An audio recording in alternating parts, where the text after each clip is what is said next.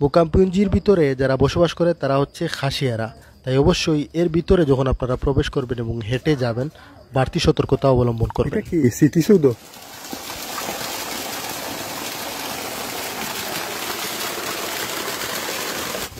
এই মুহূর্তে আমি হাঁটছি মোকামপুঞ্জির খাসিয়া পল্লীতে। প্রত্যেকটা বাড়িতে সুপারি গাছ এবং পানের চাষ। এই যে দেখুন পান, যে পান, খাসিয়া পান। বন্ধুরা, এই হচ্ছে মোকামপুঞ্জি বিদ্যালয়, প্রাথমিক বিদ্যালয়, আর এই হচ্ছে সামনে গেট দুইটা।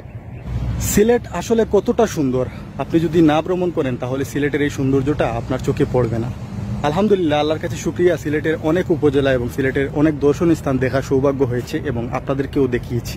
তো আসলে মোকামপুঞ্জির এই জায়গা, যে স্পটটি হচ্ছে রাংপানি, এখানে এসে আমার আজকে অনেক বেশি ভালো লাগতেছে। কারণ হচ্ছে গতবার আসছিলাম তখন কিন্তু ছিল শীতকাল, যার কারণে প্রকৃতি সবুজ ছিল না। আর এই যে দেখুন এখন কিন্তু এই যে সবুজ একটি প্রকৃতি, আর এই যে ছায়ের গাছগুলো, চা বাগানের গাছগুলো সবুজ একটি প্রকৃতি ধারণ করেছে।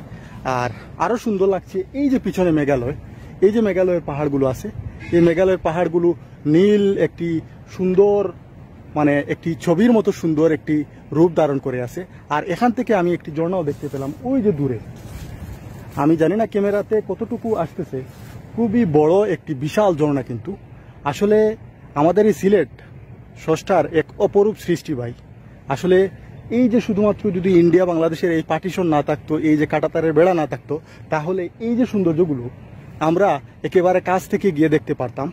আর এই যে সিলেটের যে পর্যটন শিল্প আছে, এই পর্যটন শিল্পটা আরও বেশি মানে লাভজনক হতো, সিলেটে আরও বেশি মানুষ আসতো।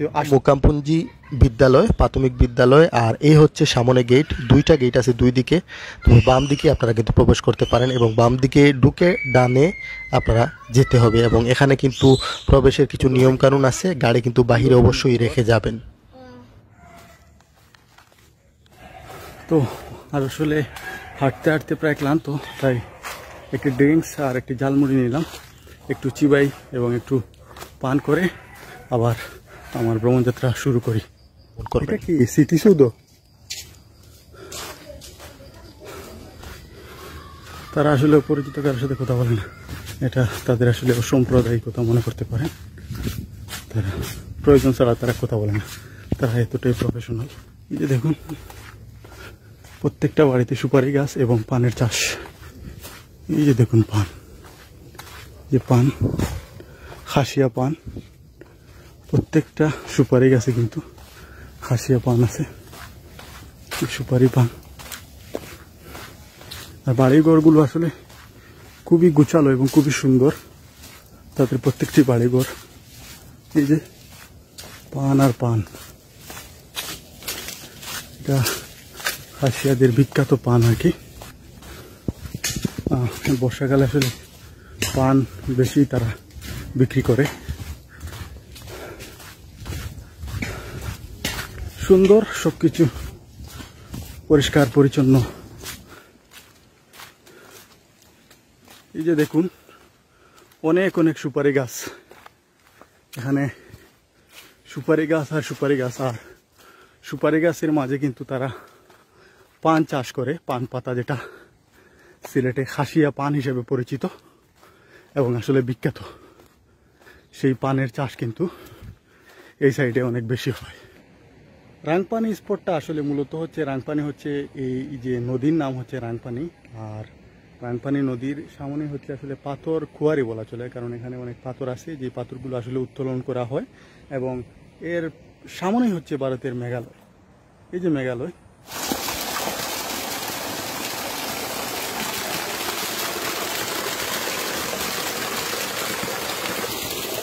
একটা চমৎকার জিনিস আমি রাংপানি এসে দেখলাম।